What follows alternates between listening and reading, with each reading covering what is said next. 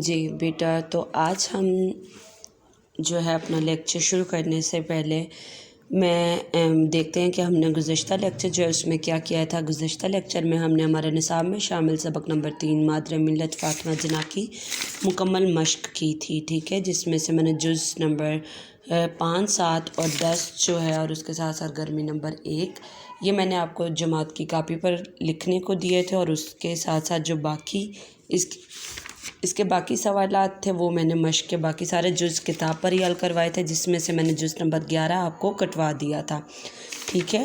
اور آج ہم جو کرنے جا رہے ہیں، آج ہم اسی سبق نمبر 3 کی سلیس کریں گے۔ سبق نمبر 3 کی سلیس ابھی میں نے آپ کو اس سے پہلی ویڈیو میں بتایا ہے کہ سلیس کیا ہوتی ہے، سلیس کس کو کہتے ہیں، سلیس کے معنی کیا ہیں، سلیس جو ہے وہ کسی اقتباس کی جاتی ہے، تو اقتباس یا نثر پارہ یا عبارت کس کو کہا جاتا ہے، سلیس کہاں سے ہم اقتباس لیتے ہیں، وہ ہم نثری سبق جو ہمارے نثری کہانیاں ہوتی ہیں ہمارے نصاب میں شامل، ان میں سے لیے گئے کسی ایک اقتباس کی ہم سلیس کرتے ہیں، یعنی جو ہمیں اقتباس دیا گیا ہے، جو بھی ہمیں عبارت دی گئی ہے کسی ایک سبق میں سے، اس عبارت کو ہم سادہ اور آسان لفظوں میں تبدیل کرتے ہوئے لکھتے ہیں اپنے الفاظ میں، ٹھیک ہے۔ تو آج ہم یہ جو مادر ملت فاطمہ جناح ہمارا سبق ہے، اس میں سے ایک اقتباس لیں گے۔ اس سبق میں اگر آپ دیکھیں صفحہ نمبر 10 پر دوسری عبارت اگر آپ دیکھیں جو ہے محترمہ فاطمہ جناح، یہ والے عبارت ہم لیں گے سلیس کے لیے، تو یہ یہاں پر میں آپ کو لکھی ہوئی دکھا دیتی ہوں۔ یہ ہم نے پوری عبارت میں نے یہاں سے نہیں لی ہے، میں نے یہاں سے محترمہ فاطمہ جناح سے لے کر اور 1، 2، 3 اور 4 چوتھی سطر پر آپ جائیں تو وہ ہے شانہ بشانہ شریک رہیں، یہاں تک میں نے یہ والے عبارت یہاں سے لی ہے، ٹھیک ہے، صفحہ نمبر 10 سے۔ تو سلیس جیسے میں نے پہلے آپ کو بتایا کہ سلیس کے معنی ہیں، سلیس سلاست سے جس کے معنی ہیں آسان اور عام فہم سہل، یعنی سلیس کسی بھی نثری سبق میں سے لیے گئے اقتباس، یعنی کسی بھی نثری سبق میں سے کوئی ایک عبارت لی جاتی ہے جس کو ہم نے سلیس کرنا ہوتا ہے، اور سلیس کرتے ہوئے ہم نے کن اصولوں کو مد نظر رکھتے ہوئے سلیس کرنا ہے، وہ اب ہم یہاں پر ساتھ ساتھ کریں گے تو آپ کو آسانی سے سمجھ آتا جائے گا۔ یہاں پر اب ہم سلیس کریں گے۔ ہم نے مادر ملت فاطمہ جناح سبق کے صفحہ نمبر 10 سے دوسری عبارت لی ہے، وہ ہے عبارت میں نے یہاں پر پوری کیوں لکھی، جیسا کہ پہلے میں نے آپ کو بتایا تھا کہ بیٹا جب آپ سلیس کرنے لگیں گے تو آپ پوری عبارت نہیں لکھیں گے، آپ اپنی کاپی پر بے شک پوری نہ لکھیں، لیکن آپ ابھی جو ہے پہلی دفعہ کرنے جا رہے ہیں تو آپ یہ پوری عبارت لکھ لیں، ٹھیک ہے۔ یہ بیٹا میں نے یہاں پر پوری اس لیے لکھی ہے، جیسے آپ کو ایک پرچہ ملتا ہے تو وہ پوری اس پہ عبارت ہم کیوں لکھی ہوئی دیتے ہیں، کیونکہ ہم نے اس پر الفاظ خط کشیدہ کر کے دینے ہوتے ہیں، ٹھیک ہے۔ تو یہاں پر بھی یہ عبارت پوری لکھنے کا مقصد میرا یہی ہے کہ میں اس میں سے آپ کو جو ہیں وہ مشکل الفاظ جو ہیں وہ خط کشیدہ کر کے دیے ہیں، ٹھیک ہے۔ تو اب ہم اس کی سلیس کریں گے، تو سلیس کس طرح کریں گے؟ سب سے پہلے تو ہم نے اوپر عبارت لکھنی ہے جو ہمیں دی گئی ہے، آج آپ پہلی دفعہ کرنے جا رہے ہیں تو آج آپ پوری عبارت لکھ لیں اور اسی طرح ان الفاظ کو خط کشیدہ کر لیں، ٹھیک ہے۔ لیکن جیسے جیسے ہم آگے کریں گے تو میں ساتھ ساتھ آپ کو بتاؤں گی کہ عبارت جب لکھنی ہے تو وہ آپ نے اسی طریقے سے لکھنی، جیسے میں نے بتایا کہ شروع کے لفظ بس لکھ لیں، جیسے یہاں پر شروع کے لفظ 3 یا 4 لکھ لیں اور اس کے بعد ڈاٹ لگا کے اگلی سطر پر بس اس کے آخری 3-4 الفاظ لکھ دیں، ٹھیک ہے، کافی ہے۔ تو جو ہے یہاں پر پوری عبارت آج پہلی دفعہ آپ کرنے جا رہے ہیں، آپ لکھ لیں اور اس کے مشکل الفاظ کو خط کشیدہ کر لیں۔ اس کے بعد ہمارا پہلا اصول تھا سلیس کرنے کا کہ ہم حوالہ سبق لکھیں گے، تو یہاں پر حوالہ سبق کی جو ہیڈنگ ہے وہ آپ مارکر سے دیں گے۔ دیکھیں جو چیزیں میں نے نیلے مارکر سے لکھی ہوئی ہیں وہ آپ نیلے مارکر سے ہی لکھیں گے، ٹھیک ہے۔ آپ سب سے پہلے اسی طرح حاشیہ وغیرہ لگا کر اپنی کاپی پر یہ صفائی سے یہ کام کریں گے، ٹھیک ہے۔ حوالہ سبق مارکر سے ہیڈنگ دے کر اس میں کیا لکھیں گے؟ سبق کا نام، سبق کا نام ہمارا کیا ہے؟ واوین میں ہم لکھیں گے مادر ملت فاطمہ جناح، ٹھیک ہے۔ اس کے بعد دوسرا اصول تھا ہمارا مشکل الفاظ کے معنی لکھنا یا خط کشیدہ الفاظ کے معنی، تو یہاں پر ہم نے ہیڈنگ دینی ہوتی ہے پہلے، یا مشکل الفاظ کے معنی کی ہیڈنگ دے دیں یا آپ ہیڈنگ دے دیں خط کشیدہ الفاظ کے معنی، آپ ان دونوں میں سے کوئی ایک دے دیں ہیڈنگ، ٹھیک ہے۔ یہ بھی میں مارکر سے ہی آپ کو لکھ کے بتاتی ہوں۔ ख़त कशीदा अल्फाज के मायने की हेडिंग दे दें या मुश्किल अल्फाज के मायने की हेडिंग दे दें, दोनों में से कोई भी एक, ठीक है।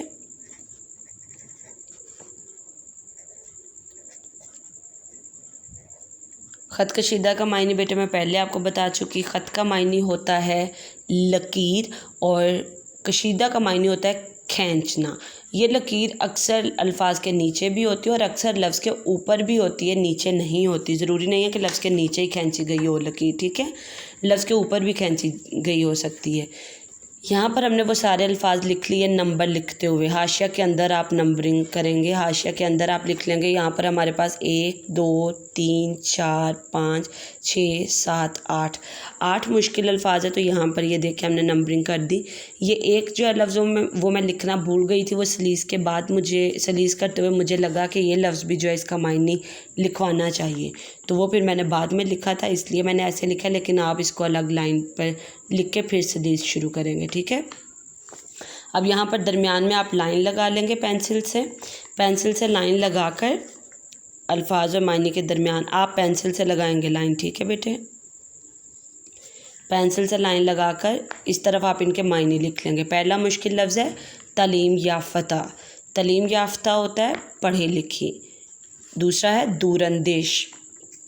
दूरंदेश का मायने क्या है? अक्लमंद या दूर की बात सोचने वाला। तीसरा है जुर्रतमंद। जुर्रतमंद होता है हौसलामंद या बहादुर। चौथा है बेदार करना। बेदार करना होता है जगाना या शऊर पैदा करना। पांचवा है मुत्तहिद। मुत्तहिद का मायने है इकट्ठा। आगे है हमारे पास छठा लफ्ज़ है मुफादात। मुफादात मुफाद की जमा है। मुफाद का मायने होता है फ़ायदा और मुफादात का मायने है फ़ायदे। सातवां लफ्ज़ है शाना बशाना। शाना बशाना का मायने होता है कंधे से कंधा मिलाकर चलना या साथ साथ। आठवां लफ्ज़ है वक्फ़ करना, तो इसका मायने है कुर्बान करना। ये हमने मुश्किल अल्फाज के मायने लिख लिए।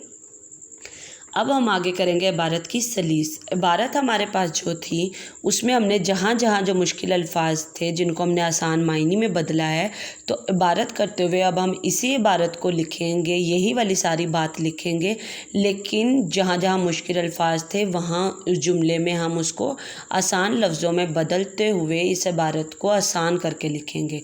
यहाँ पर देखिए पहला जुमला अगर आप देखें, मोहतरमा फ़ातिमा जिन्ना आला तालीम याफ्ता नहायत दूरंदेश और बहुत जुर्रतमंद खातून थी। इसमें 3 लफ्ज़ थे जिनको हमने आसान मायने में बदला। तो यहाँ पर देखिए मैंने इसको किस तरह आसान करके लिखा है, वही बात लिखी, लेकिन हमने अपने लफ्ज़ों में इसको ढालते हुए आसान करते हुए लिखा है कि मोहतरमा फ़ातिमा जिन्ना बहुत पढ़ी लिखी। अब देखिए आला तालीम, आला होता है बहुत ज़्यादा, आला तालीम याफ्ता यानी बहुत पढ़ी लिखी। आगे बहुत ज़्यादा अक्लमंद और बहुत जुर्रतमंद की जगह हमने लिख दिया और बहुत बहादुर खातून थी। तो देखिए आसान लफ्ज़ों में हमने इसको बदल दिया, लेकिन बात वही है। इसमें हमने कोई कमी बेशी नहीं की, ना इसको कम किया है ना इस जुमले को ज़्यादा किया है। अगला है उन्होंने मुस्लिम ख़वातीन को बेदार करने और उन्हें एक सियासी प्लेटफॉर्म पर मुत्तहिद करने में नहायत अहम किरदार अदा किया। अच्छा एक चीज़ और कि बेटा यहाँ पर अगर उन्होंने हमें जो अल्फाज दिए हुए हैं मुश्किल अल्फाज ख़त कशीदा करके, उसके अलावा भी हम बहुत से ऐसे अल्फाज यहाँ पर होते हैं, उसके अलावा भी हम जो हैं पूरे जुमले को भी अपने अल्फाज में बदलते हुए उसकी, जैसे यहाँ पर मुस्लिम ख़वातीन की जगह मैं अभी आपको दिखाऊंगी कि मैंने जो है लिखते हुए सलीस करते हुए इन अल्फाज को तब्दील किया है। तो हम सलीस करते हुए पूरे जुमले को अपने अल्फाज में रहे वही बात, लेकिन हम उसको पूरे जुमले में भी आसान अल्फाज का इस्तेमाल करते हुए लिख सकते हैं। ज़रूरी नहीं है कि जो सिर्फ ख़त कशीदा उसी को हमने आसान अल्फाज में तब्दील करना। अब देखिए यहाँ पर मैंने कैसे लिखा है, उन्होंने मुसलमान औरतों, मुस्लिम ख़वातीन की जगह मैंने क्या लिख दिया, मुसलमान औरतों में शऊर पैदा करने और उन्हें एक सियासी प्लेटफॉर्म पर इकट्ठा करने में बहुत अहम किरदार अदा किया। ठीक है, नहायत की जगह मैंने बहुत का लफ्ज़ इस्तेमाल कर दिया। मुस्लिम ख़वातीन की जगह मैंने मुसलमान औरतों का लफ्ज़ इस्तेमाल कर दिया। हालांकि ये ख़त कशीदा नहीं थे, लेकिन हमने इसको सलीस करना है, हमने इसको आसान करना है, तो हमने मुकम्मल इबारत को आसान करके लिखना है। ठीक है, उसके बाद उन्होंने अपनी सारी ज़िंदगी कौमी मफादात के लिए वक्फ़ कर दी। तो यहाँ पर मैंने क्या लिखा है, उन्होंने अपनी सारी ज़िंदगी कौम के फ़ायदों के लिए कुर्बान कर दी। आगे उन्होंने हर कदम पर कायद आज़म का साथ दिया। انہوں نے ہر قدم پر قائد اعظم کا ساتھ دیا، اس میں کچھ بھی ایسا نہیں تھا تبدیل کرنے والا، بہت چھوٹا سا جملہ تھا۔ آگے عوامی جلسوں میں بھی وہ اپنے بھائی کے شانہ بشانہ شریک رہی، تو یہاں پر ہے عوامی جلسوں میں بھی وہ اپنے بھائی کے ساتھ ساتھ شریک رہی، یا آپ ایسے کر سکتے ہیں کہ عوامی جلسوں میں بھی وہ اپنے بھائی کے ساتھ کندھے سے کندھا ملا کر ان کے ساتھ چلتی رہی، کندھے سے کندھا ملا کر ان کا ساتھ دیتی رہی، ٹھیک ہے۔ تو سلیس یہ ہوتی ہے کہ ہم نے دی گئی عبارت کو آسان کر کے اپنے الفاظ میں لکھنا ہوتا ہے، ٹھیک ہے۔ تو یہی والی عبارت کی سلیس آپ اسی طرح اپنی کاپی پر لکھیں گے اور اس کو آپ یاد بھی کریں گے، ٹھیک ہے۔ یہ یاد کرنے والا کام نہیں ہے، اس کو اگر آپ سمجھ کے کریں تو یہ زیادہ بہتر ہے، سمجھ کے کرنے والا یہ کام ہے، ٹھیک ہے۔ یہ یاد کرنے والا تو ہے ہی نہیں ہے، کیونکہ آپ کو پرچہ میں یا آپ کے جائزہ میں کسی بھی سبق کا کوئی بھی جو اقتباس ہے وہ اٹھا کر دیا جا سکتا ہے، کوئی بھی پیراگراف آپ کو دے کر کہا جا سکتا ہے کہ اس کی سلیس کرے۔ اس لیے یہ جو ہے یہ اس چیز کی مشق کرنے سے ہمیں یہ چیز آتی ہے، یہ یاد کرنے والی چیز نہیں ہے، ٹھیک ہے بیٹے۔ تو اس کو آپ نے سمجھ کے کرنا ہے اپنی کاپی پر۔